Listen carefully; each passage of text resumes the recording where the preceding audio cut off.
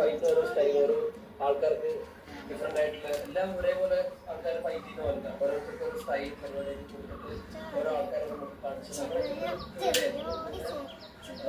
ഭയങ്കര ഡിഫറെന്റ് ആയിട്ട് സെറ്റാണ് എന്നെ സംബന്ധിച്ചിടത്തോളം. കാരണം ഞാൻ ആദ്യമായിട്ട് ഫൈറ്റ് പരിപാടി ചെയ്യുന്നുണ്ട്. തലിമാലൊക്കെ ചെയ്യുന്നുണ്ടായിരുന്നു.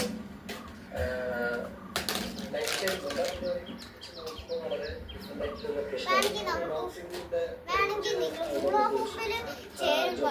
പക്ഷേ നിങ്ങൾക്ക് ഈ ഒരു സ്റ്റെപ്പ് പഠിക്കാൻ പറ്റുമോ എന്ന് നോക്കാം. അതുകൂടെ തന്നെ പുള്ളി ഈ ഫൈറ്റ് കൊറിയോഗ്രാഫിയിലും പുള്ളി ഹെൽപ്പ് ചെയ്തിട്ടുണ്ട്.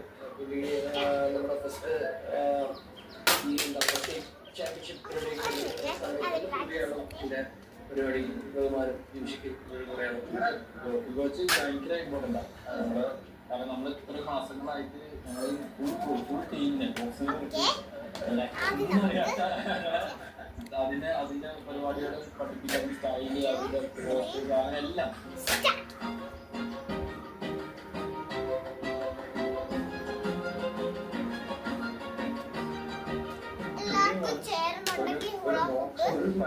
എന്നോട് പറയണം.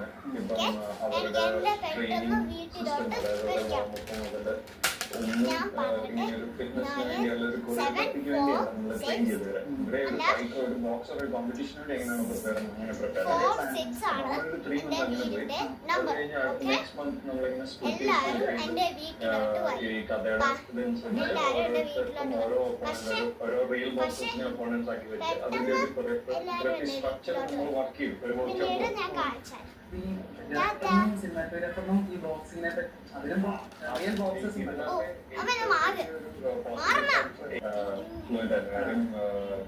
റഹ്മാൻ ജിപ്ഷിവർക്കെല്ലാം ബോക്സിംഗ് ബാക്ക്ഗ്രൗണ്ട് ഉള്ളതുകൊണ്ട് നല്ല നോളജാണ്.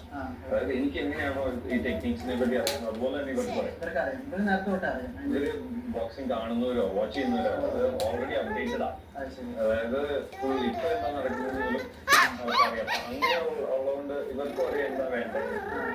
ശരിയും പറഞ്ഞ 3 പേരും തമ്മിലുള്ള ഒരു ബോക്സിംഗ് കഴുത്തിൽ കൂടെ കിട്ടി കാണിക്കുന്നു. ആ കാണിച്ചോ.